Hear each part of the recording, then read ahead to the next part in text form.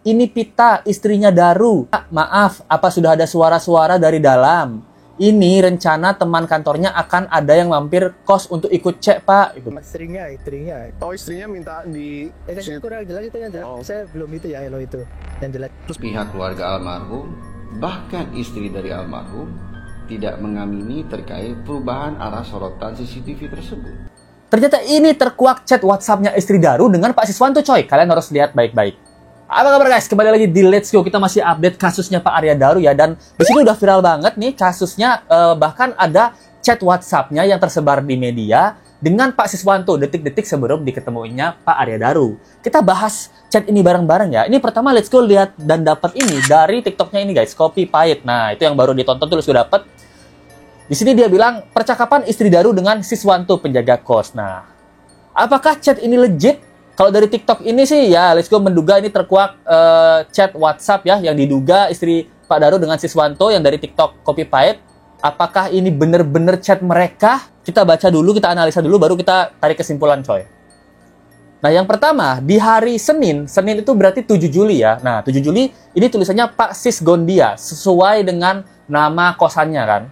Nah jadi di hari Senin pertama di call jam 10:23 malam ya, di voice call. Terus dibilang, selamat malam Pak, maaf sekali ganggu malam-malam. Ini Pita, istrinya Daru. Suami saya belum bisa dihubungi. Apa boleh saya minta tolong dicekkan ada di kos? Terima kasih Pak, maaf ngerepotin. Nah, itu chat yang diduga istrinya Pak Daru di jam 10:24. Lalu seperti yang statement Pak Siswanto bilang, dia punya nomor baru. Nah, di sini chat selanjutnya adalah Pak Sis Gondia 2. Nah, berarti kontaknya baru kan. Jadi Pak Sis Gondia 2 is a contact now.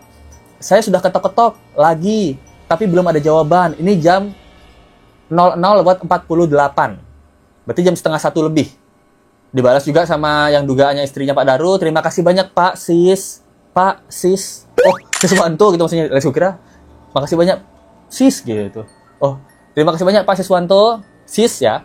Maaf merepotkan. Tapi sandalnya udah berubah. Berarti tadi sempat pulang ya Pak? Nah, mungkin udah Bu. Soalnya dari habis Isya saya nggak keluar sih. Ada emot gini. Semoga ada lagi tidur Bu. Iya Pak, makasih banyak. Semoga Allah membalas kebaikan Bapak. Amin. Maaf, Ibu bilang tadi chat ke saya. Tapi nggak ada ya Bu. Nah, di sini Pak Siswanto jelasin. Mungkin udah habis tidur Bu. Soalnya tadi saya dari Isya nggak keluar Bu. Alias dari Isya dia molor Bu. Pak Siswanto molor Bu, dia udah ngaku molor dari Isya Bu, sampai setengah 1 malam gitu. Di sini dia bilang, oh ke nomor ini Pak, ke nomornya Pak Siswanto yang lama. Pantas, itu nomor yang sudah tidak dipakai Bu gitu. Oh baik, Pak mohon maaf sekali Pak. Kamar mandinya nyala atau mati ya Pak? Tadi saya lupa. Nggak kelihatan nyala Bu, gelap. Baik Pak, makasih banyak Pak. Gitu. Sama-sama Bu, semoga nggak ada apa-apa dengan Pak Daru. Besok pagi saya cekin lagi. Wow. Maaf Bu, boleh minta nomor handphonenya Pak Daru? Ini Pak. Oh dikirim nomor handphonenya, di blur ya gitu. Bagaimana Pak? Nggak aktif yo Bu? Iya Pak, mati dari kemarin HP-nya. Oke, nanti jam 7:30 saya cek yo Bu. Baik Pak, makasih. Pak, maaf, apa sudah ada suara-suara dari dalam? Ini rencana teman kantornya akan ada yang mampir kos untuk ikut cek Pak. Itu belum Bu. Apa boleh minta tolong sekarang dibukanya ya Pak? Ini saya dan ibu mertua bingung. Makasih banyak Pak. Apa lebih baik tunggu sampai jam 7:30 Bu? Mohon maaf Pak, kami minta sekarang aja demi apa nih? Demi keselamatan gitu bilang. Oh terus habis itu mereka teleponan 1 menit. Terus Pak Siswanto ini ngasih kontak ya namanya Pak Rudi gitu. Oh mungkin dari 58 detik ini dia minta untuk Bu Pita ini teleponin Pak Rudi ya yang punya kosan berarti ya itu. Makasih banyak Pak, sama-sama Bu. Saya sudah WA karena belum ada tanggapan jadi saya telepon. Sudah oke Pak. Dan katanya Pak Rudi akan menghubungi Pak Sis juga untuk ini. Makasih banyak Pak. Iya, ini suruh ketok katanya. Saya udah bilang sudah diketok nggak ada respon. Gimana kah Pak? Oh ini udah jam 7:15 guys. Teleponan lagi mereka 2 menit di jam 7:16. Terus di sini dugaan istrinya yang bilang, kalau seandainya didobrak, saya siap biayanya Pak.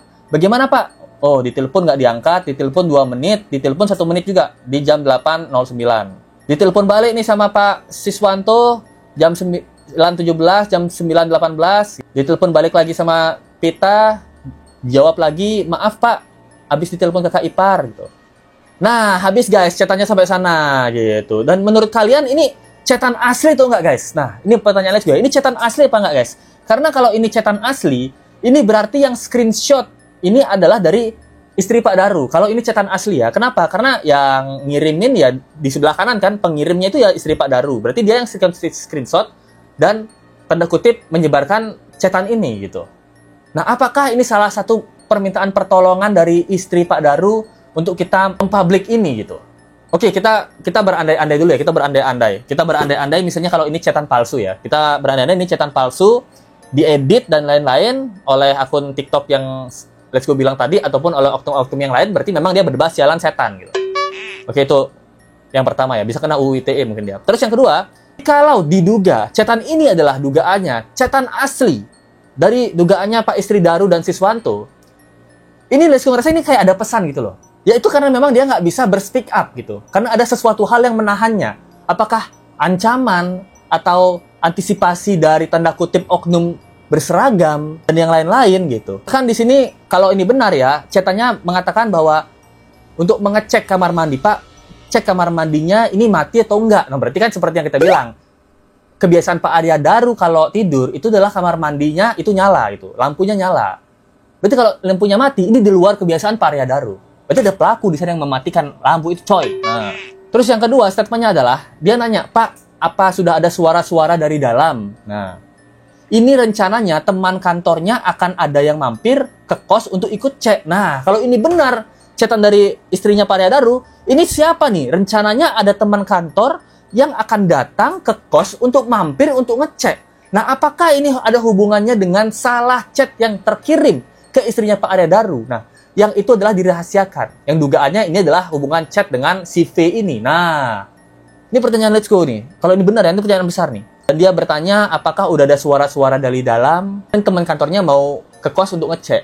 Kalau ini kita libatkan ke perselingkuhan, berarti istrinya ini curiga apakah Pak Arya Daru ini pulang bersama orang lain. Kalau bersama orang lain di dalam tuh ada suara nggak? Mereka lagi ngapa-ngapain, itu ada suara apa gitu.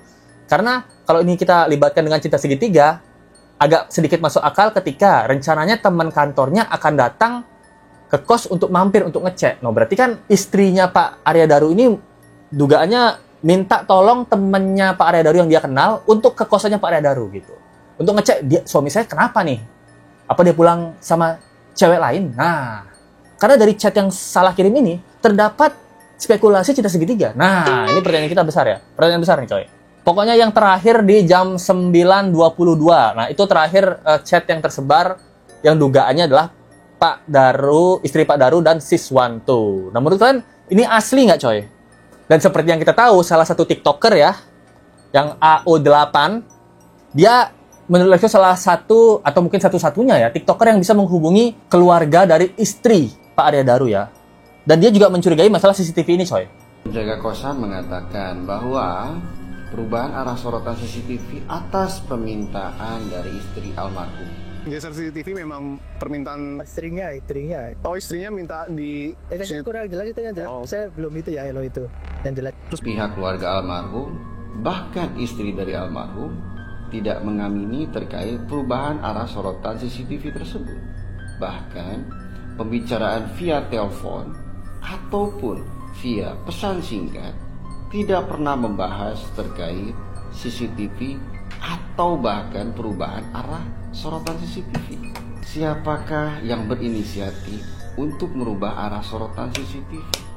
Atau bahkan siapakah yang meminta dan atau memerintahkan untuk mengubah arah sorotan dari CCTV? Nah, itu deh guys. Jadi dari Mas AO8K ini ya, kan dia adalah orang yang punya akses ke keluarganya. Berarti dia mendapatkan informasi dari keluarganya tuh menurut Let's Go. Dia cerita nih ya, masalah CCTV. Tanya masalah CCTV ini dirubah atas permintaan istrinya. Tapi kita lihat dari chat-chat sebelumnya, itu nggak ada sama sekali ngomongin CCTV. Itu yang pertama. Yang kedua, ketika Pak Siswanto ditanya, ini yang minta berubah arah CCTV siapa? Istrinya. Pak Siswanto bilang, istrinya. Tapi saya belum jelas, saya nggak tahu itu, saya belum jelas. Nah, kenapa Pak Siswanto bilang di awal itu adalah permintaan istrinya. Tapi saya belum jelas nih. Itu saya nggak tahu nih. Kok dia ragu gitu loh. Berarti Pak Siswanto ini beneran dia disuruh merubah CCTV? Atau sebenarnya dia cuma ikut-ikutan? Ikut-ikutan tanda kutip dugaannya ya ada cerita perubahan CCTV dari istrinya. Terus dia ikut-ikutan. Nanti pertanyaan Let's Go ya. Karena dari pesan-pesannya TikToker AO8K yang punya akses ke istrinya Pak Daru, dia bilang, tidak pernah satu keluarga, di keluarganya Pak Daru, mengamini atau mengiyakan bahwa istrinya lah yang meminta menggeser CCTV. Nah, itu yang pertama. Terus dia juga bilang, pembahasan waktu di telepon dan juga di pesan singkat di WhatsApp itu tidak pernah membahas mengenai CCTV. Nah, kalau ini memang benar chat yang tadi adalah chat sebenarnya, ya seperti yang kita lihat, nggak ada bahas CCTV. Dan kita juga lihat kan ada telepon-teleponan tuh bersama dengan Siswanto dan istrinya Pak Arya Daru. Jikalau benar ini memang chat yang sebenarnya, nah dari telepon-telepon itu tidak pernah sama sekali membahas masalah arah CCTV. Kayak, Pak, tolong dong geser CCTV-nya gitu.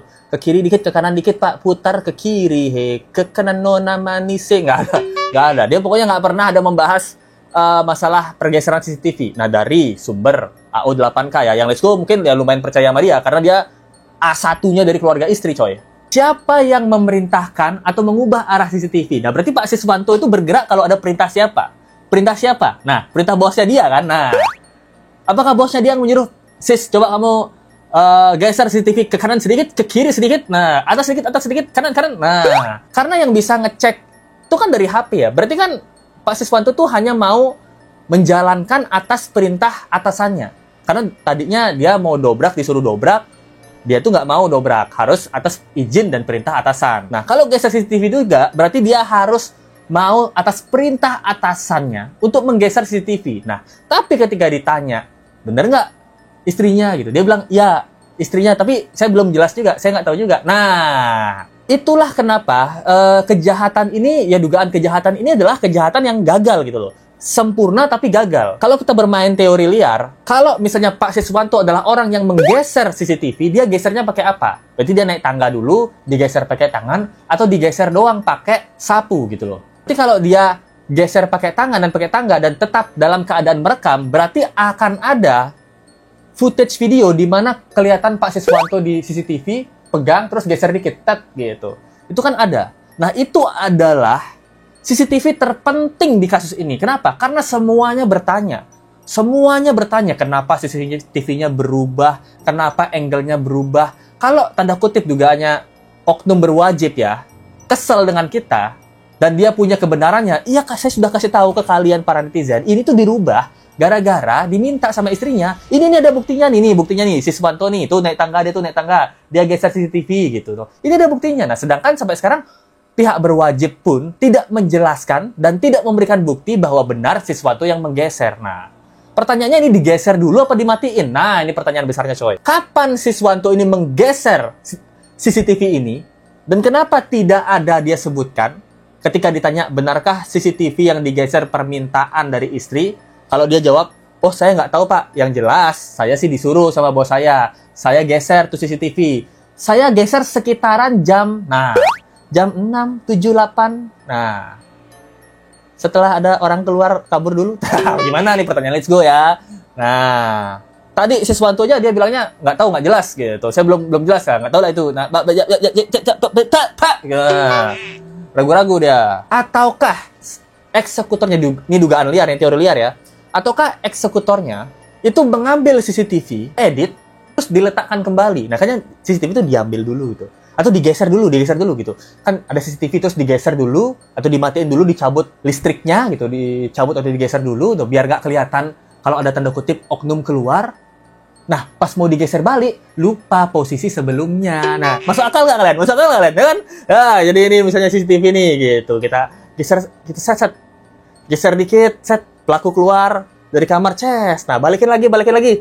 Ya lupa, ternyata posisinya nggak segini, posisinya segini ternyata. Nah, itu persiapan yang kurang matang dari sempurnanya kejahatan ini. Nah, apakah seperti itu? Bisa jadi dugaannya gitu. Karena sampai sekarang dari pihak berwajib pun seperti adem-adem ayem gitu loh. Kalau ini sampai mereka lupa meletakkan posisi dengan posisi yang sama seperti sebelumnya mereka geser, kan Dan ini sangat masuk akal ketika sudah digeser balik, baru mereka persiapan untuk dobrak pintunya Pak Arya. Nah, dugaannya seperti itu ya, gitu. Sebuah kosan dengan 15 CCTV itu banyak, guys. Kalian kan ada yang beberapa sih punya kosan ya, gitu. Kayak Sari Widiasih, kamu punya kosan kamu kan? Terus juga tahu kamu punya kosan itu. Kan kamu berapa sih ada CCTV di kosan kamu gitu?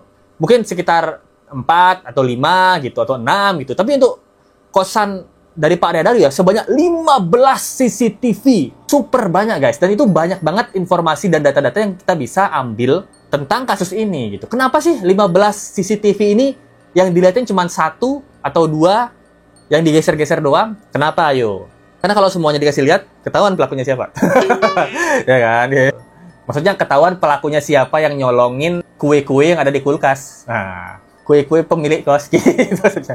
Yang ada di dapur gitu. Ya kan? Nah, dan masalah si V ini ya, si V ini, dia kan lagi cuti sekarang ya. Pertanyaan Lisko, kalau dia nggak ada salah, nggak ada masalah, nggak ada salah dan nggak ada masalah, itu kenapa dia cuti sampai hilang gitu? Maksudnya cutinya dia tuh yang nggak ditanggung, terus nggak ada yang tahu dia kemana, sama siapa, kok tiba-tiba ini ngilang. Ini salah satu dugaan bukti ya gitu. Dugaannya bahwa semua yang terlibat di kasus ini, itu satu-satu dihilangin coy. Yang pertama narasumber-narasumber dihilangin. Terus pertanyaan-pertanyaan kita tentang bukti-bukti yang nggak jelas dihilangin. Bahkan statement dan informasi dari pihak berwajib aja, sampai hari ini banyak banget yang hilang dan nggak mau membahas kasus ini lagi. Yang bahas ya YouTuber-YouTuber doang gitu. Nah, pertanyaan Lisko juga, apakah suara atau tanggapan atau statement dari keluarga Pak Arya Daru juga dihilangin? Karena dari TikToker AO8K ini, dia bilang, dari keluarganya dan istri Pak Arya Daru ya, sebenarnya mereka ini bukannya nggak mau speak up, tapi tidak diberikan kesempatan speak up. Karena beberapa penjelasan itu cuma ditelepon lewat Zoom doang. Netizen dan Lisko kan, nah berarti memang dari kasus ini ya memang pengen dihilangin gitu. Informasi ini pengen dihilangin, keviralan ini pun pengen dihilangin. Dengan cara apa? Dengan cara nggak ngomong apa-apa coy. Sampai sekarang kalian tanya ya, statement resmi, motif apa sih yang penyebab Pak Arya Daru ini menghabisi dirinya sendiri? Nah, kalau dari artikel kan banyak tuh, ada yang bilang motif kerjaan, burnout. Itu udah bantah tuh, nggak masuk akal.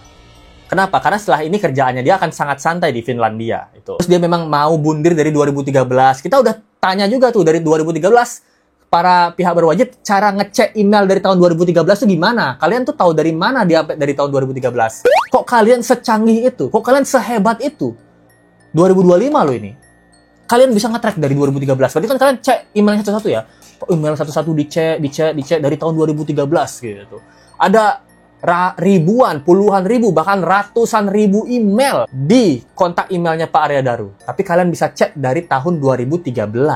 Terus ada juga statement di mana 2013 sampai 2021 dia pernah menyurati atau meng-email lembaga yang ingin menghabisi diri sendiri. Dia cerita, kalau aku ingin melihat laut, aku ingin tenggelam. Kalau aku di gedung, aku ingin melompat. Nah, tapi tidak pernah ada statement, kalau aku melihat lakban, aku ingin melilit kepala sendiri. Nah, kalau tiba-tiba Pak Daru kalian temukan waktu dia di Kemenlu lompat dari gedung, nah jatuh, itu ada hubungannya dengan emailnya. Kalau kalian menemukan Pak Arya Daru di tengah lautan, mengambang tubuhnya, dan tidak bernyawa, itu kalian bisa kaitkan dengan email Pak Arya Daru. Karena dia setiap lihat laut pengen tenggelam, setiap lihat gedung tinggi dia ingin melompat. Tapi kalau kalian melihat Pak Arya Daru dengan lakban terlilit, di email ada nggak? Nggak ada kan? Nah, apa hubungannya terusnya dong? Hah? Ya karena dia lilit palanya sendiri bukan karena maunya. Dia maunya lompat. Atau dia maunya tenggelam. Yang pengen dia kehilangan nyawa dengan lilit pala lakban ya bukan dirinya sendiri, melainkan ada orang lain. Nah, saya pengen melihat Arya Daru ini menghilang dari dunia ini. Tapi saya pengen caranya tuh nggak biasa.